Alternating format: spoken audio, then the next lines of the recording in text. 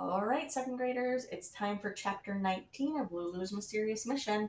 This chapter has two parts. Okay, this is her last day of learning spycraft. So let's see what happens.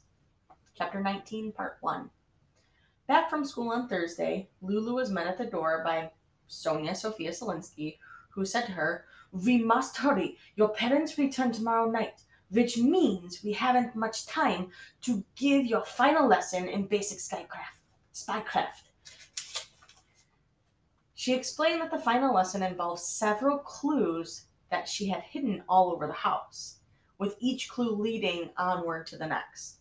If Lulu succeeded in following them, which wouldn't be easy to do, she would find at the end what the clues had been leading her to.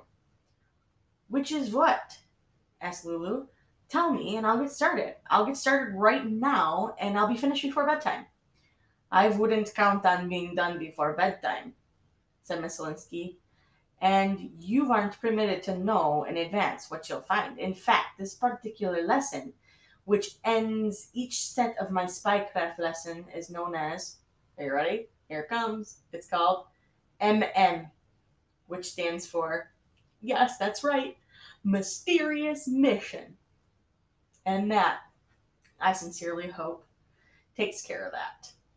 Mysterious Mission, Lulu totally loved it, and she knew without a doubt that she would succeed. Indeed, by now she was positive that she was the best spy in training that Sonia Sophia Selinsky, codenamed Triple S, had ever trained. "Aren't I the best spy in training that you've ever trained?" Lulu asked Miss Selinsky. "Let's not get very pushy," Miss Selinsky replied.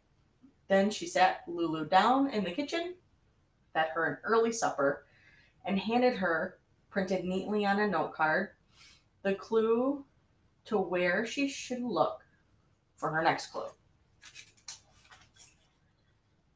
It said, "They have their ups, they have their downs. You do not like to use them. This is the seventh one you've owned, because you always lose them. Look inside it. That's where I decided to hide it." Lulu narrowed her eyes as she read and reread and reread the clue. She read it to herself and she read it out loud, after which she turned to Miss Zelinsky and asked, in quite a snippy tone of voice, "Well, what kind of dopey, dumb, stupid clue is that?" Good grief. Had Lulu forgotten total obedience? "Excuse me," said Miss Zelinsky. "What did you say?" Lulu, pulling herself together in the nick of time, replied, "Oh, I was only just saying that this clue is kind of confusing and that I was wondering if you'd give me a little help." "Careful attention to each of the words," Miss Linsky replied, "ought to give you help you need. And now I'm going up to my room and I don't wish to be disturbed. You're on your own." At the top of the stairs, however, Miss Linsky stopped for a moment. Inside it, decided, hide it," she said. "As you can see, my little spy in training, you're not the only one who knows how to rhyme. You clever folks reading a story have doubtlessly already figured out what the clue is referring to. But it took Lulu quite a while to think of what goes up and down, and how she complains whenever her mom makes her use one, and that she's already lost a green one, a blue one, a plaid one, a flowered one, and a frog one, making the yellow polka dot one that hung in the front closet her seventh. What was it? We're going to stop there. We'll see what happens. What do you think it is?